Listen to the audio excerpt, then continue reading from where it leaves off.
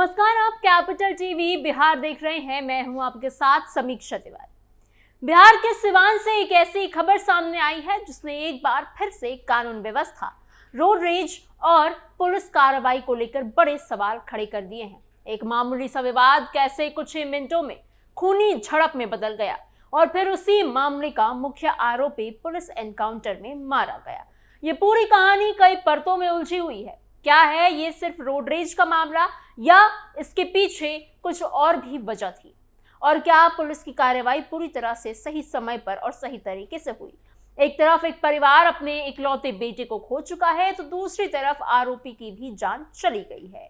बीच में रह गए हैं कई ऐसे सवाल जिसके जवाब अभी भी जनता तलाश रही है। घटना का वीडियो भी सामने आया है जिसने पूरे मामले को और ज्यादा गंभीर बना दिया है। आखिर उस रात क्या हुआ था? कैसे ये छोटी सी बहस इतनी बड़ी वारदात का रूप ले लेता है और फिर कैसे पुलिस ने पूरे मामले को सुलझाया? क्या है पूरी खबर, बताएंगे आपको स्पेशल स्टोरी में। बने रहिए वीडियो के अंत तक। सिवान रोड रेज बना खूनी वारदात, 10 घंटे में पुलिस का एक्शन। सिवान में हुए इस पूरे मामले ने एक बार फिर से बिहार की कानून व्यवस्था, अपराध और पुलिस कार्रवाई को लेकर बड़ा सवाल और बड़ी बहस खड़ी कर दी है। पूर्व एमएलसी और बीजेपी नेता मनोज कुमार सिंह के भांजे की जान ले ली गई है। उसके मामले में मुख्य आरोपी सोनू यादव अब पुलिस एनकाउंटर में मारा जा चुका है। यह घटना रविवार सुबह करीब 4 बजे की बताई जा रही है, जब पुलिस और सोनू यादव के बीच मुठभेड़ हुई। पुलिस का कहना है कि सोनू ने खुद को घिरा हुआ देखकर पुलिस की टीम पर फायरिंग शुरू कर दी, जिसके जवाब में पुलिस ने भी गोली चलाई और उसी दौरान सोनू यादव के सीने पर गोली लग गई, जिससे उसकी मौके पर ही मौत हो गई। पूरा मामला एक साधारण से दिखने वाले रोड रेज से शुरू हुआ था, जो धीरे धीरे इतना खतरनाक बन गया कि एक युवक की जान चली गई। कई लोग गंभीर रूप से घायल भी हो गए।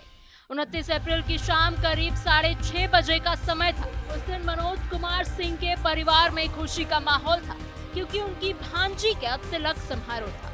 घर में लोग तैयारियों में लगे हुए थे, रिश्तेदार आ जा रहे थे और सब कुछ सामान्य चल रहा था। इसी बीच चंदन सिंह अपने बेटे हर्ष कुमार सिंह के साथ तिलक में जाने के लिए सड़क किनारे अपनी गाड़ी खड़ी कर बाकी परिवार के लोगों का इंतजार कर रहे थे। उसी दौरान पीछे से एक दूसरी कार आई और उनसे उनकी गाड़ी को हल्का सा टक्कर लग गया। आमतौर पर ऐसे मामलों में लोग बात करके मामला सुलझा लेते हैं, लेकिन ये बात कुछ और ही हो गई। चंदन सिंह गाड़ी से बाहर निकले और दूसरी कार के ड्राइवर से बात करने लगे, लेकिन दूसरी कार में बैठे लोगों का रवैया अचानक आक्रामक हो गया। वो लोग चिल्लाने लगे और बात बढ़ती चली गई। कुछ ही पलों में मामूली बहस झगड़े में बदल गई और फिर झगड़ा हिंसा में बदल गया। आरोप है कि दूसरी कार में बैठे बदमाशों ने अचानक हथियार निकाल लिए और बिना कुछ सोचे समझे चंदन सिंह और उनके बेटे हर्ष कुमार सिंह पर गोलियां चलानी शुरू कर दी। ये सब इतना जल्दी हुआ कि किसी को संभालने का मौका नहीं मिला।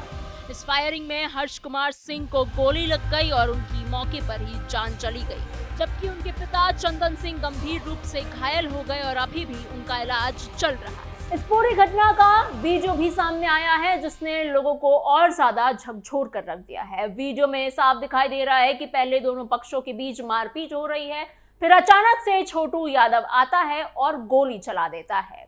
वीडियो में तेज बारिश हो रही है, सड़क पर पानी भरा हुआ है और आसपास के लोग बालकनी से ये सब कुछ देख रहे थे। महिलाओं की आवाज भी सुनाई दे रही है जो कह रही हैं कि अरे अरे देखो, हर्ष को गोली मार दी। ये वीडियो इस बात का सबूत है कि घटना कितनी अचानक और कितनी बेरहमी से हुई। हर्ष कुमार सिंह अपने परिवार का इकलौता बेटा था और पटना से एलएलबी की पढ़ाई कर रहा था। वो खास तौर पर इस पारिवारिक कार्यक्रम में शामिल होने के लिए सिवान आया हुआ था। उसके पिता चंदन सिंह एक बड़े बिजनेसमैन हैं और सिवान में उनकी प्रिया गोल्ड बिस्किट समेत अन्य प्रोडक्ट्स की एजेंसी है। इस परिवार के लिए यह घटना एक बेहद गहरा सदमा बन गया है। घटना के बाद पुलिस तुरंत अलर्ट हो गई। सिवान के एसपी पूरन कुमार झा के नेतृत्व में एक विशेष टीम बनाई गई है, जिसमें एसडीपीओ अजय कुमार सिंह, नगर थाना प्रभारी अविनाश कुमार, मुफज्जिल थाना प्रभारी उपेंद्र सिंह और कई अन्य पुलिसकर्मी शामिल थे। पुलिस ने घटनास्थल के आसपास लगे सीसीटीवी कैमरों को देखा है, जांच की है और संदिग्ध गाड़ी की पहचान भी की गई। इसके बाद तकनीक और मानवीय सूचना के आधार पर आरोपियों की तलाश शुरू हुई।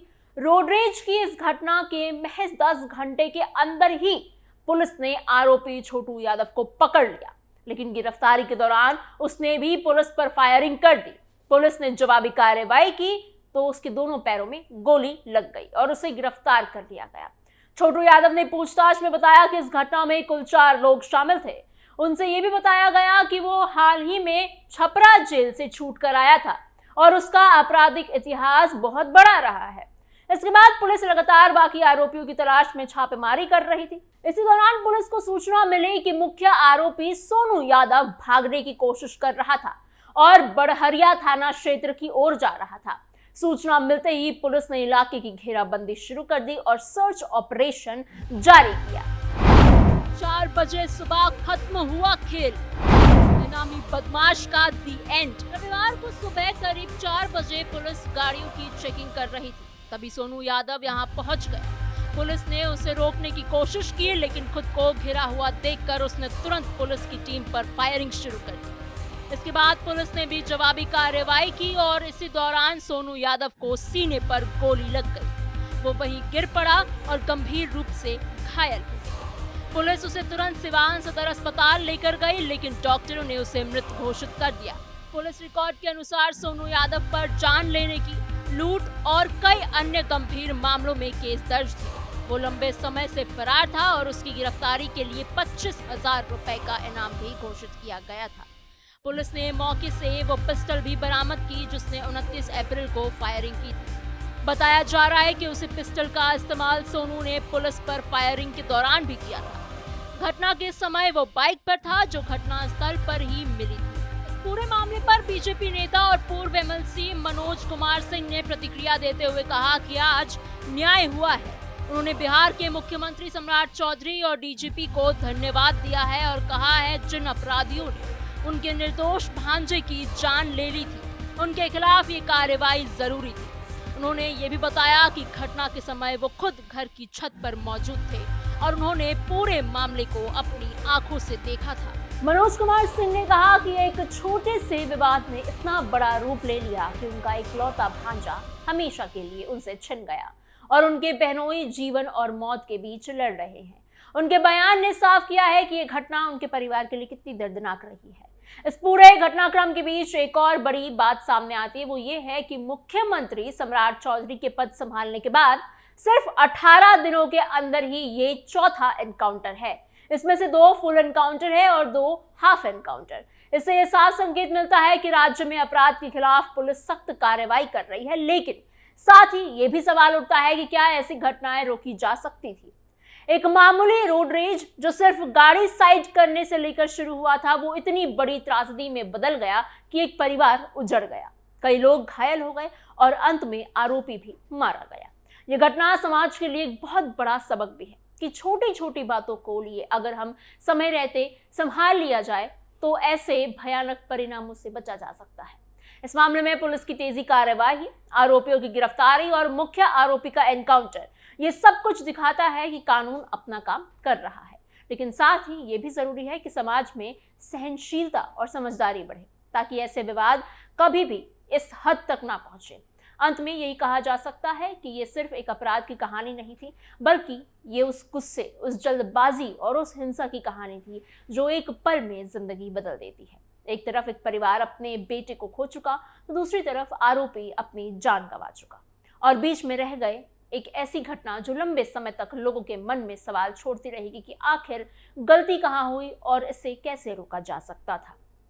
आपको हमारी ये खबर कैसी लगी? आपके क्या सोच विचार हैं इस खबर को लेकर? हमें कमेंट बॉक्स में अपनी राय जरूर बताइएगा। ऐसी और खबरों के लिए बने रहिए कैपिटल टीवी बिहार के साथ।